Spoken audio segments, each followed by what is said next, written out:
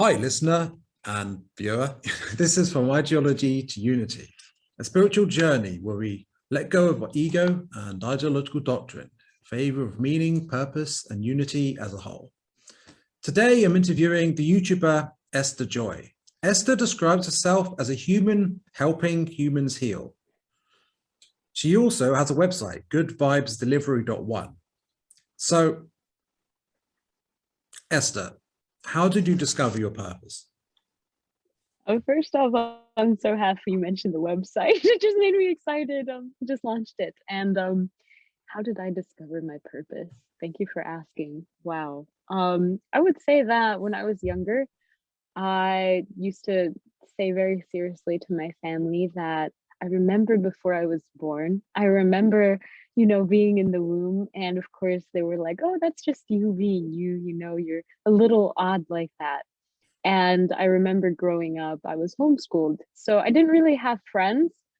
And my siblings were a little bit mean to me because I was I'm not sure if I can say this, but I was being an a-hole of much of the time. So I talked to the trees a lot, and I would talk to the trees and nature, the clouds, God, and I just felt very much like they knew what I was going through. And I remember one day I was watching Cinderella, and I remember thinking, well, this is silly. All of these princesses are having all of these problems because they're just not communicating properly. And all of this miscommunication is creating all of these horrible problems. And in my mind, that's when this idea that there's a collective way to communicate, that wouldn't it be great we all knew what we were saying from our heart and there was no room for miscommunication. And I think I was probably like 7 or 8 when I was watching Snow White, and I had that thought, and it really stuck with me that there must be a way to communicate with others without being misunderstood. And so I think that's really when I started, it sparked something within me, uh, feeling kind of lonely growing up, to find a way to communicate to all living things in a way that could be received without distortion. And it wasn't until around 3 years ago when I started seeing people share light language. And I think we all have our own form of light language or communicating in a soul dialect. But when I started seeing it being shared, I was just like in awe. And I was just so surprised that what I had been thinking for so long and what I had thought would bring me in the crazy house, more or less, was something that people were now sharing. And it gave me so much encouragement to like share what I felt in my heart and to share the messages that I had been holding for so long, and hopefully encouraging others. So that's been a really big one, especially with all of the toxic communication or toxic positivity I felt. And I was also fell into that hole for when I went from that transition of homeschool to high school and public school. I realized how toxic it was and how many people were wearing masks and not really communicating in a way that was true to their heart. And I think that really fueled me to create the Good Vibes Delivery family and to create a place where we could explore these energies and not be ashamed of the other frequencies, but have a place where they could be all understood and communicated in a healthy way. Yeah, Right, thank you. quite a good answer. Actually, I like it when you just someone just keeps going and you're like, oh, this is great. More time to think of a question. No, it's fine. Yeah, yeah, Uh, no. no, I was listening, I promise. So, yeah, you mentioned light language. What does it mean to you and what's it like for you? Oh, that's a good question. And probably one of my favorite ones. At the beginning of the year, I was in online class, like most college, students, university students. And I remember I had only a few minutes before class, and I was feeling kind of lethargic with creating content. I create daily pieces of content on YouTube and Instagram, and today I just didn't have the energy. And I remember thinking, well, light language for me is a way that I can communicate how I'm feeling and create codes with activations or pockets of awareness that can assist me in being more conscious of how to change this aspect of my life so I can better position myself for what the desired manifestation is. So on that day, I was feeling lazy and lethargic. So I made a light language for increasing productivity with the solar plexus. And I remember a couple thousand, 40,000, 50,000 people found that light language. And that created this avalanche of more people asking, what is light language? Why do I feel inspired to take action? And for me, that actually created an avalanche of, okay, now I have to take more action on making sure that this light language that I'm sharing is received in a way that people are not fearful of it. People have said like, you look like a sim or you sound like a sim, because the words very much sound a little gibberish at times. So I totally Yeah. get what they're saying. Without getting too nerdy, I see light language as a form of communication because we're all energy. When we use sound, like I could say, and many people could think, well, that didn't make any sense. But there's a certain feeling that is being emitted with the sound vibrations. And I see everything, like I'm a chakrologist. So I see the chakras being the different waves of color, and just like sounds have different waves. When we communicate using intention, we're able to, you could say manipulate. I don't like to say that word, but you could say you're manipulating the sounds and the fabric of reality in a way that can be perceived more easily to that person's subconscious and their soul, so that even if they cannot consciously understand the words you are saying or maybe the motions you are making, your inner dialogue or your subconscious, your super subconscious, or your soul, quite literally, does understand the communication that's taking place. And because of this, I feel like it's a very pure form of communication, because our logical mind doesn't have the time to judge it in such a way where we would come to the conclusions. Like I could say cat, and you might think of a black cat or a white cat.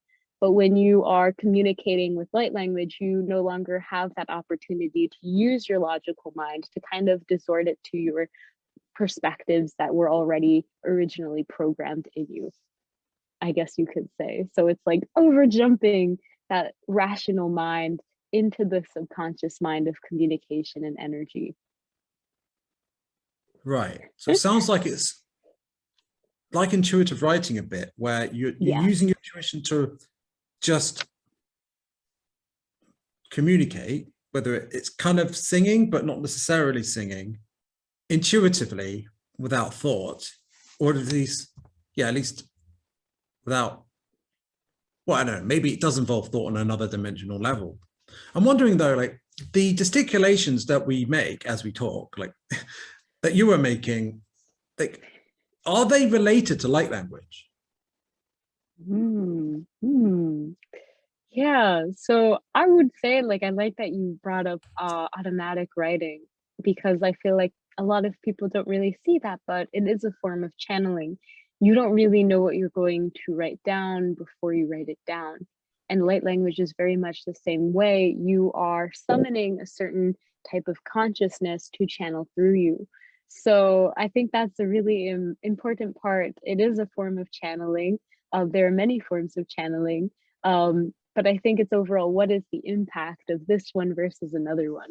And it's all just different forms of communication ultimately. God, there's so many different forms of communication, but these sounds are communicating to our ears. You could say they're like translating all of these different energies in a way that we can understand. I feel like I'm getting a bit nerdy now with it, It's but fine.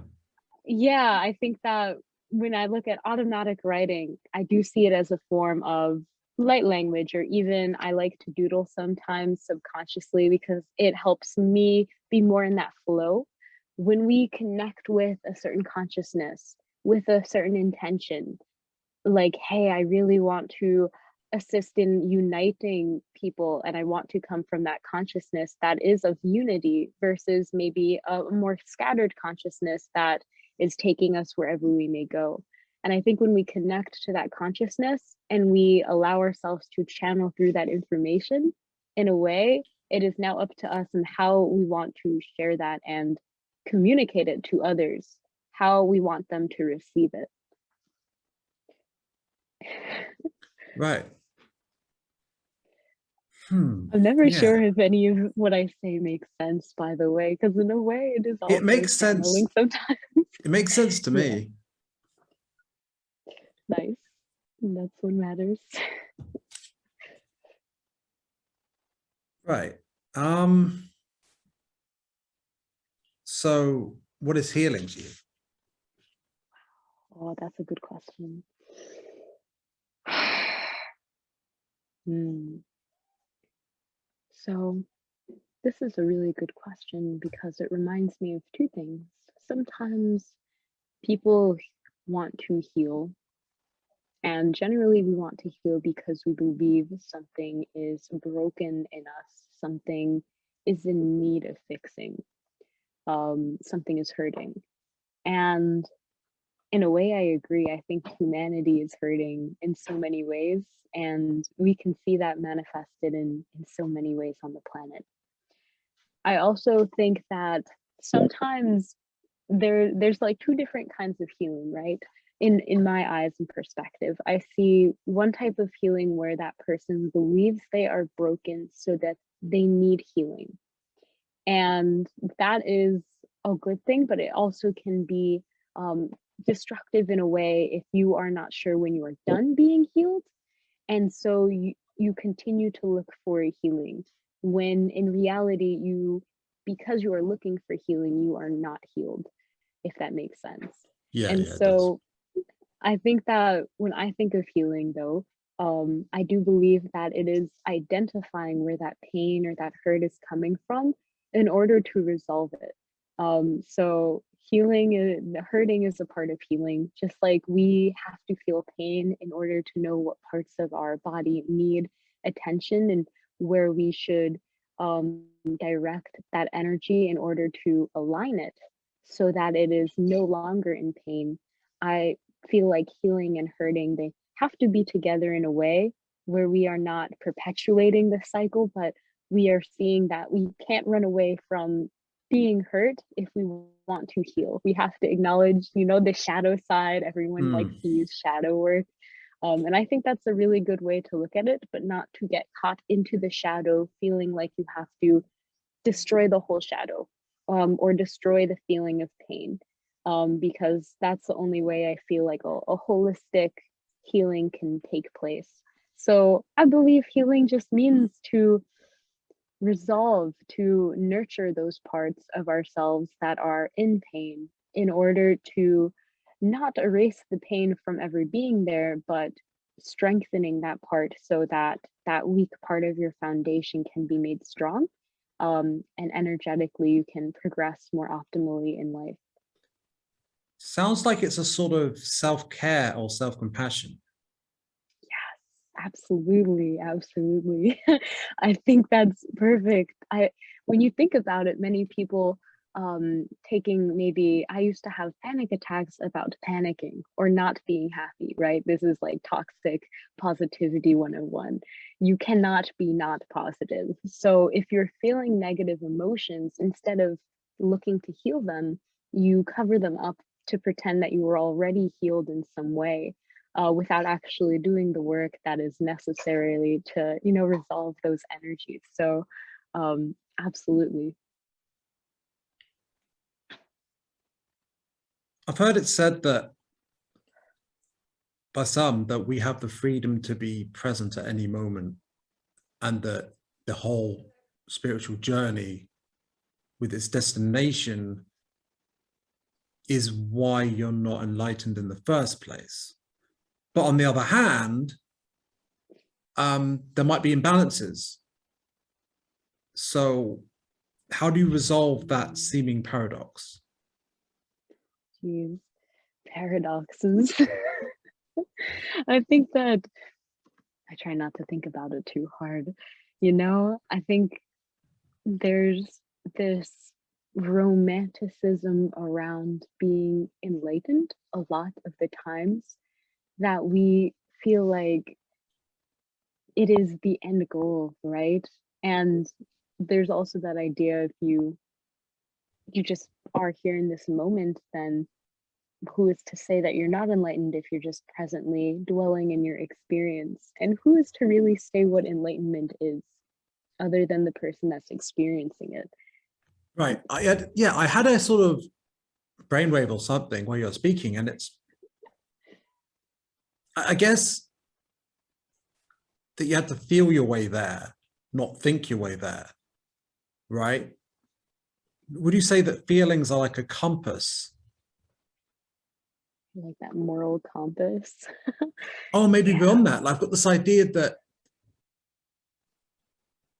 I don't know, like you're in a submarine and you're exploring the depths of your subconscious and you've got a compass and that's your feelings. Do you like that? I think that's perfect. I really like the water symbolism, being underwater, um, representing. Sometimes I would say yes. I would say that's pretty solid for myself, being a pretty emotional and sometimes impulsive person. My compass, sometimes you could say, like that magnetic pole, will quickly shift from one to the next. So I do believe that there's a balance with the mind as well. I think that sometimes, because our mind is always talking, and it has all of these inner critic and all of these judgmental things to say, that we're quick to kind of be like, shh, like stop talking. I'm okay.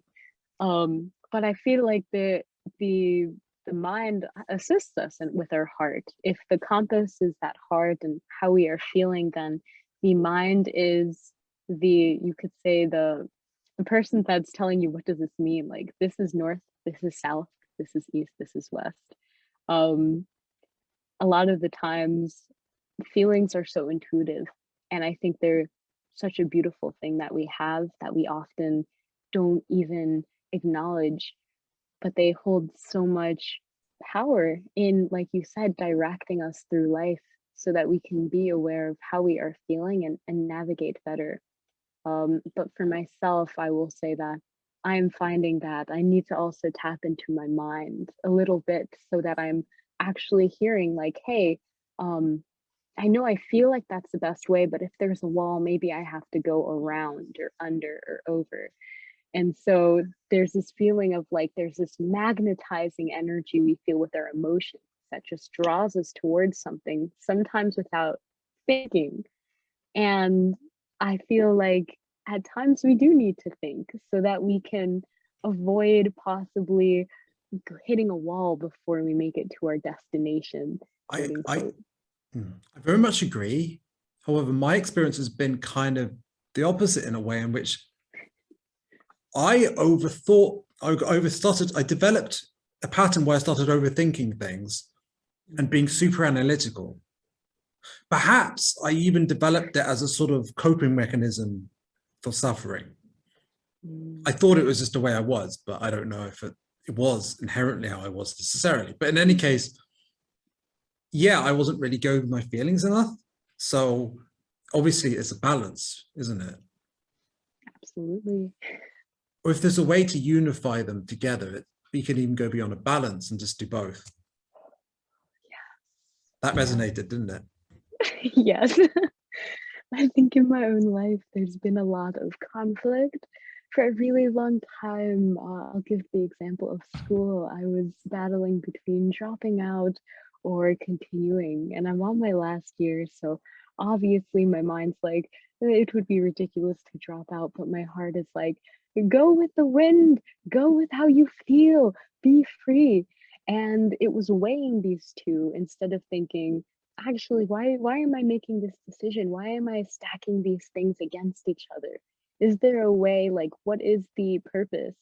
Is there a way that I can actually, instead of dividing myself, because that's quite literally what I was doing, I wasn't able to really focus on functioning properly or see what the end goal is. Like, why do I want to do these things? What am I striving for? How is that assisting me? Instead of stacking these up. And I think, this was a revelation I just had yesterday. So it's quite still relatively fresh in my mind and my heart, was this understanding that they're supposed to work together, and it's not a contest to see which one Mm. should you take. And that's, yeah. What are the deeper considerations for you then?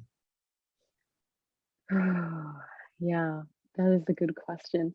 So during this whole time, I was ignoring what you could say is source or God or oneness. I wasn't really thinking of other people, what were the impacts of other people or what impact I wanted to have on other people. It was quite just literally me battling in my mind and my heart of why should I do this or why should I do this? And I think when I took a step back and I realized that I'm not alone. I'm not making this decision just based purely on, again, you could say based purely on what I feel or what I think is right. But there are so many other factors into play. And so, kind of like the Holy Trinity, it was like, okay, I have my heart, I have my head, and I have to take action.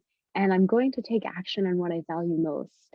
And so when I realized, like, okay, well, what I value most is what my mind is going to be thinking about, and it's what my heart wants and loves the most, then I can find a place where they're supposed to work together and where I can take action. So it really came down to my values. What do I value? I really value connecting with people and I really value learning. And at that time, I was like, I have to choose between learning or connecting. And then I realized, like, oh no, actually, there's a way to do both. How And do you the learn universe, if not connecting with a teacher? well, being homeschooled, I guess I really grew up, you could say, doing projects by myself, kind of a lot of self-isolating. For example, when the pandemic first came and everyone was quarantining, I was kind of excited. I was like, yes, I get to like teach myself. I get to be in my bed. I get to, and like I very much enjoy learning alone, but a part of me was using that to kind of say like, well, this is the only way. And other people are distracting you from learning in some way when that really wasn't the case at all. And again, I wasn't really clearing my mind and taking a step back to look at what I actually value in a practical way. I've got another question. So, what do you think of the idea, the prevalent idea that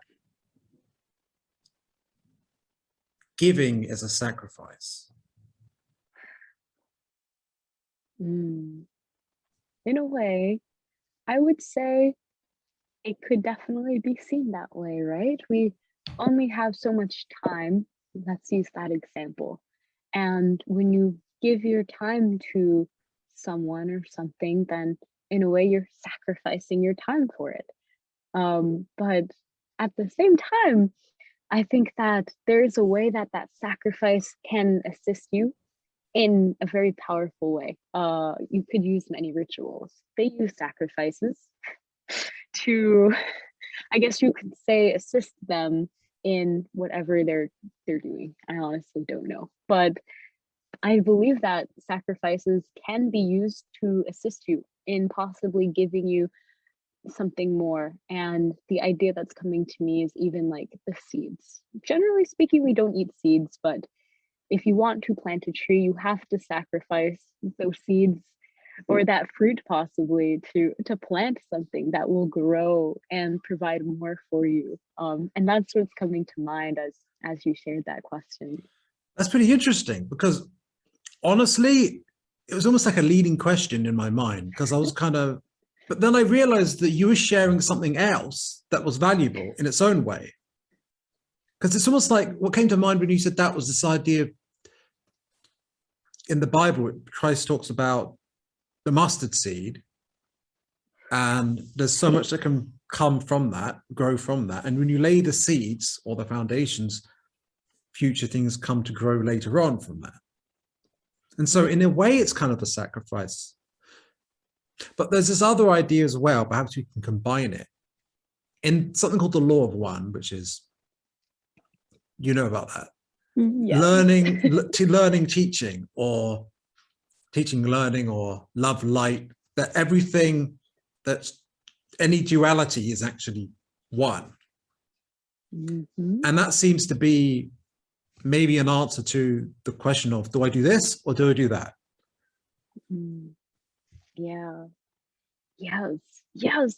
Like literally with the head and heart analogy, it was like, okay, I'm gonna have to sacrifice one of these things. And I think what was sacrificed was the idea that they are dualistic, that they are not working towards the greater good, which is my greater good of reaching what I believe is my mission, I guess you could say in life.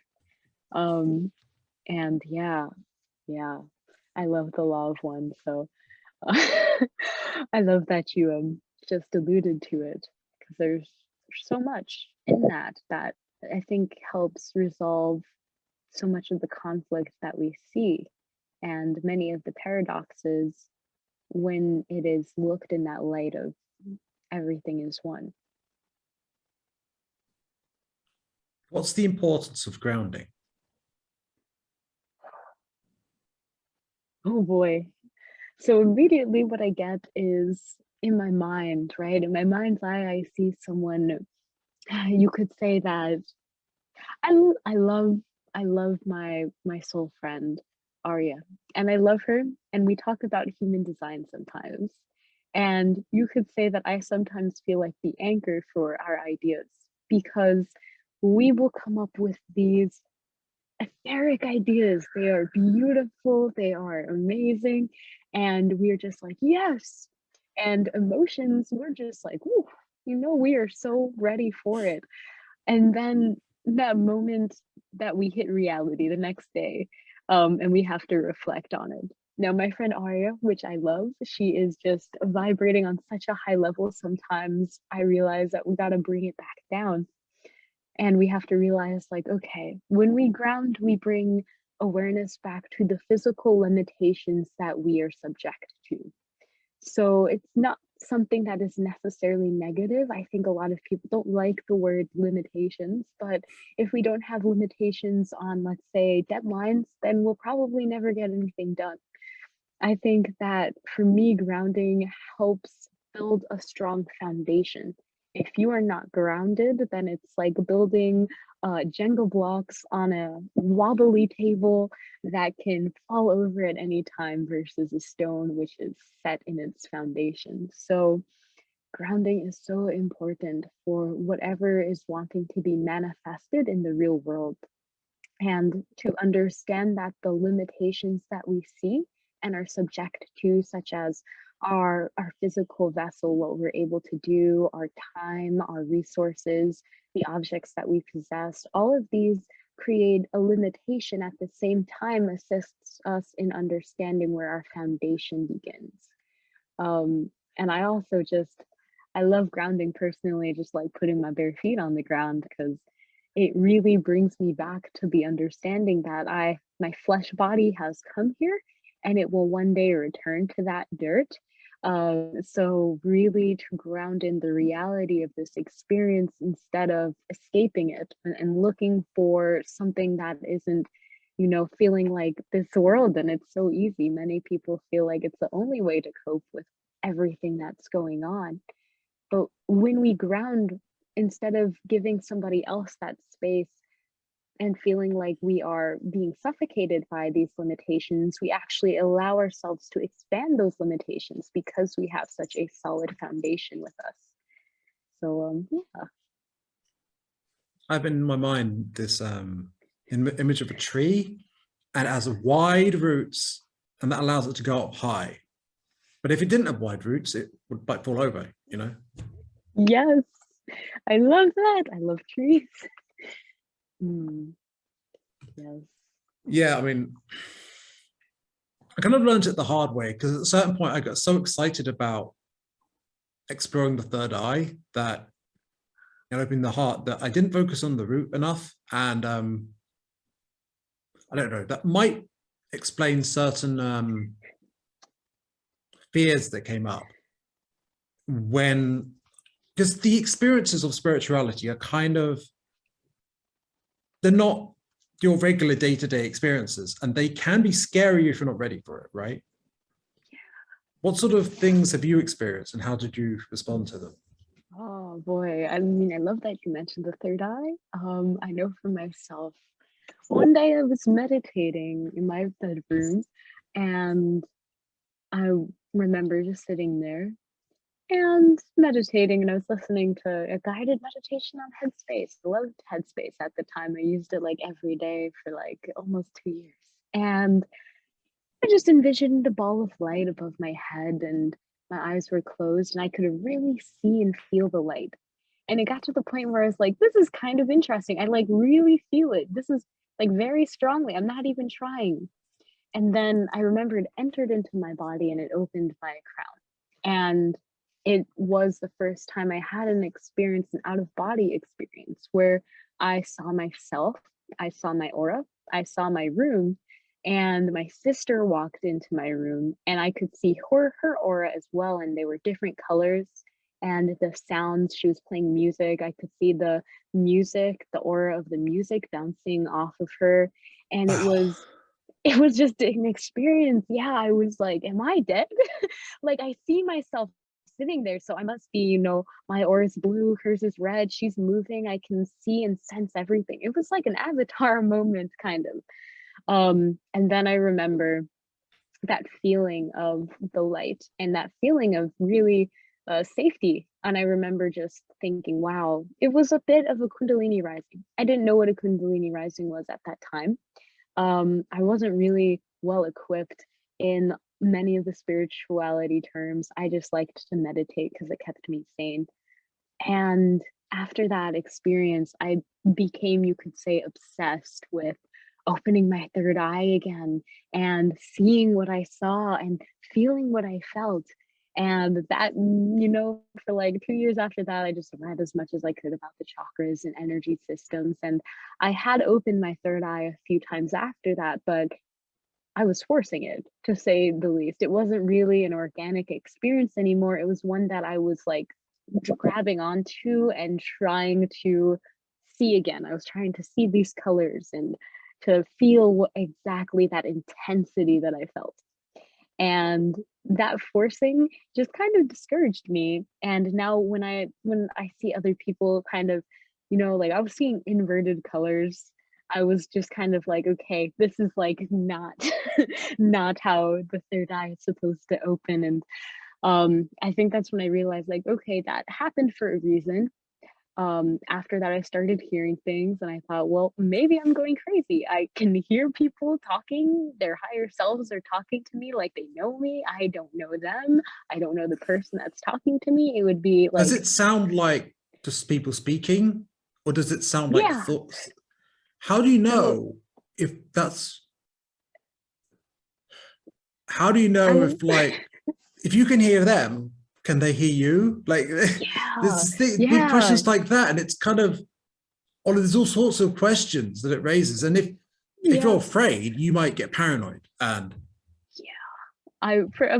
Oh my goodness. I was in class one day and I was on break in the cafeteria, and there were two girls next to me talking amongst each other.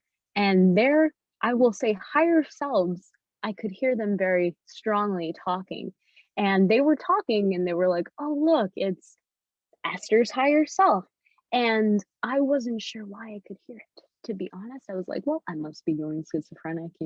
I guess my day has come. And, situations like that kind of came up. I did like a whole research study on telepathy because at that time I was just so obsessed with this idea that we were communicating to each other on so many other levels, and it needed to be proven, or I need to explore and understand how that is possible. And that was really interesting. But mostly, I just remember one day I was like, well, yeah, this is getting crazy.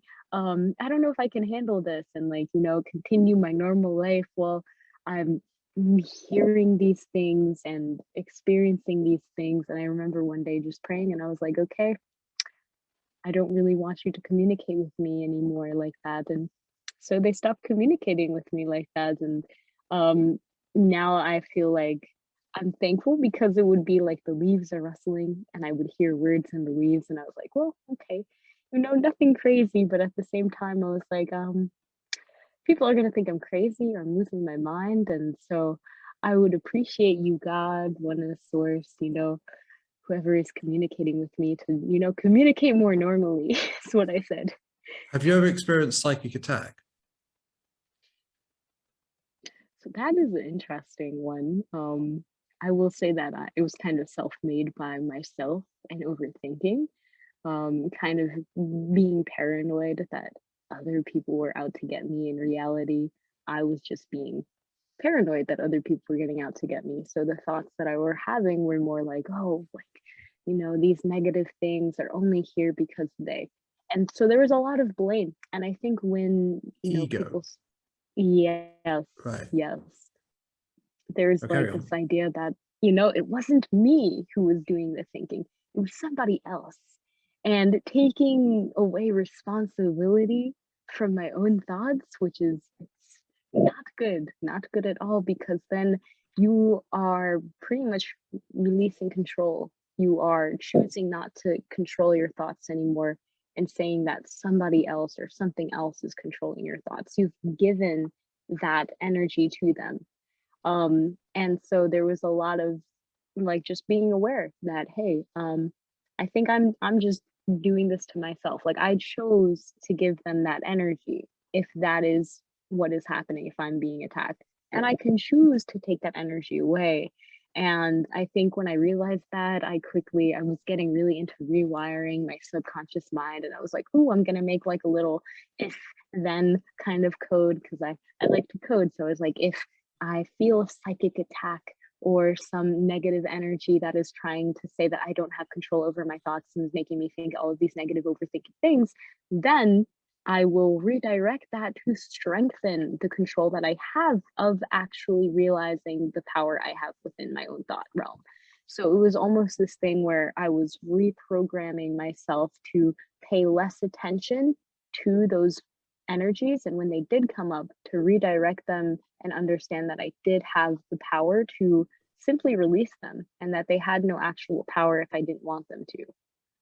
Right. So I guess regardless of whether or not it's from external, we consent essentially to whether or not we give away our power, but also ego. Either way, ego is involved, right? So, yeah. That's a good It could be question. not yours in the sense that it's your ego, but it could be not you because you're not your ego. And that way, you don't need to say it's something else or something else doing it. You could just simply say, oh, it's just ego. But then, okay, I mean, I suppose you still might have fear of like, oh, but what if, what if, what if? But then where do you go for self-assurance when you're afraid? Okay. So I'll bring it back to the psychic attack that I felt maybe like now 2 years ago. And I remember like getting all of these messages. Nigerian priest just kept on hitting me up saying like some evil wizard is trying to like take your soul and kidnap it. And I was like, this is really weird. This is all happening at the same time. But it is what it is. So honestly, I was like a little, you know what I do when I get like afraid? I dance. I like put on some music, I like get some fighting, I move my body because I feel like for me that is a form of grounding, of being aware like I'm in this body and I can move it freely and I can I can test the limits of my movement, because if you are flexible in your movement, then you'll be flexible in these limitations. So even if this negative entity may want you to believe that there is no way out and they're controlling your mind, and that there is, this is all, everything that you do is falling into so many things. But I felt for me, it was like, okay, I need to stop thinking. Let me just go dance. And I would dance and dance and dance. And I would just like listen to music that would always align with how I was feeling and what I was wanting to communicate. And so I would look in a mirror, I would look at myself, and I would communicate through dancing, using my body, and I would communicate, I guess you could say, to my subconscious, to my mind that, hey, even if you're afraid, take a moment not to think about or overthink about that and go back into your body and communicate and reassure yourself that you're okay, your body is moving perfectly fine, you are free in this moment to do what you must. And I remember once I was done dancing, again, a really odd experience, I felt led to go outside because you could say, I guess I call them the Galactic Federation of Light. They were like, okay, go outside in your backyard and like stand in this exact position, outside. So, I was like, okay, I'm gonna stand. And I just remember there was like this high pitch weep, and then it really felt like someone just like palmed my diaphragm and they just like cleared something. I remember like breathing really big breath and it just felt like something moved and something shifted really powerfully. And that gave me a boost if in the solar plexus that assisted me in being able to burn these ideas that I had that were just Oh, controlling me in not in a healthy way. And that also made me realize like, hey, there's actually so many beautiful benevolent beings. We think that God, oneness, source oh, consciousness is like just sitting around just chilling because it's the system that made all of life and it's just in charge of infinite possibilities and realms of realities.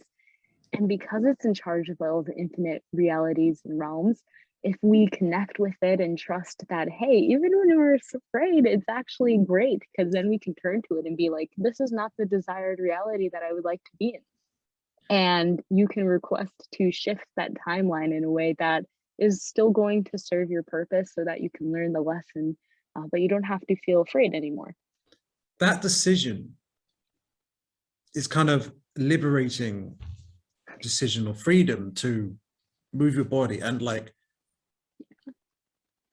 if you're under attack, well, how come you can dance, do these groovy Yeah, moves, like exactly. I could definitely learn from that. And I think other people might be able to be inspired by that as well.